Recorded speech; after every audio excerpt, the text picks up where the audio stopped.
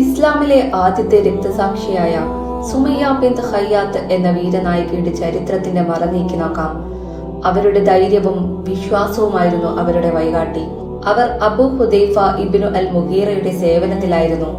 പിന്നീട് മക്കയിൽ വന്ന് താമസം തുടങ്ങിയ യമനിക്കാരനായ യാസിർ ബിൻ അമ്മാർ റളിയല്ലാഹു അൻഹുവിനെ വിവാഹം ചെയ്തു. അവർക്കൊരു പുത്രൻ പിറന്നു, അമ്മാർ ബിൻ യാസിർ.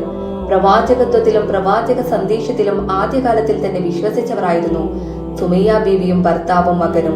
സുമയ്യ റളിയല്ലാഹു അൻഹുവും കുടുംബവും അവരുടെ വിശ്വാസം രഹസ്യമാക്കി വെച്ചില്ല.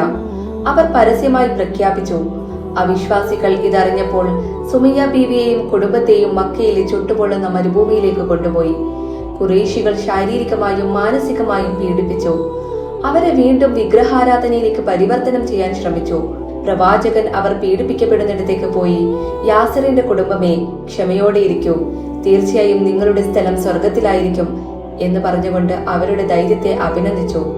സുമയ്യ ബീവി ഉറച്ച നിലപാട് തുടർന്നു. ഖുറൈശി നേതാക്കളിൽ നിന്നുള്ള ധിക്കാരത്തിന്റെ കൊടുങ്കാറ്റിനിടയിലും അവർ അവരുടെ വിശ്വാസത്തിൽ പതരാതെ ഉറച്ചു നിന്നു. ഇസ്ലാമിന്റെ പ്രാരംഭത്തിൽ പ്രതിരോധത്തിന്റെ വിളക്കുമാടമായിരുന്നു അവർ. അവരുടെ വിശ്വാസത്തെ പരീക്ഷിക്കുന്ന കഠിനമായ കഷ്ടപ്പാടുകൾ അവർ അനുഭവിച്ചു.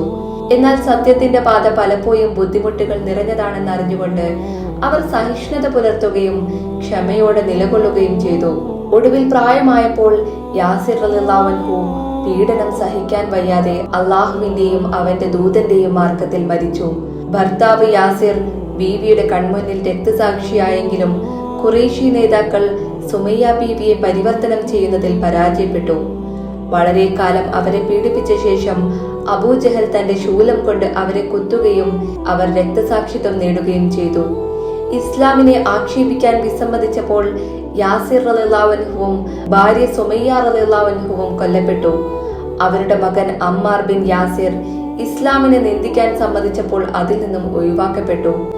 ഈ സംഭവത്തെക്കുറിച്ച് അള്ളാഹു താഴെ പറയുന്ന വാക്യം അവതരിപ്പിച്ചു: ആരെങ്കിലും തന്റെ വിശ്വാസത്തിന് ശേഷം അള്ളാഹുവിൽ അവിശ്വസിച്ചാൽ, നിർബന്ധിതനായ ഒരാളൊഴികെ, അവന്റെ ഹൃദയം ഇപ്പോഴും വിശ്വാസത്താൽ സംതൃപ്തനായിരിക്കുന്നു.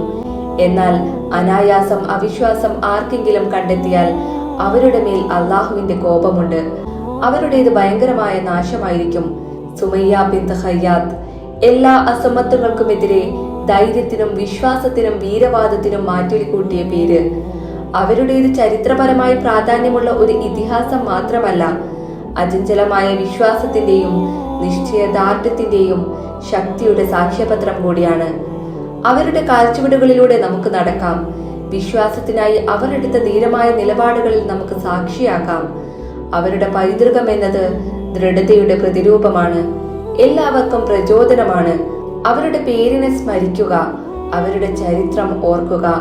അത് നിങ്ങളുടെ ഉള്ളിലെ മനോബലത്തെ പ്രചോദിപ്പിക്കട്ടെ. ധൈര്യവും വിശ്വാസവും സഹിഷ്ണുതയും കാലാതീതമാണ്, സുമയ്യ ബിൻത് ഖയ്യാത്തിന്റെ ചരിത്രം പോലെ.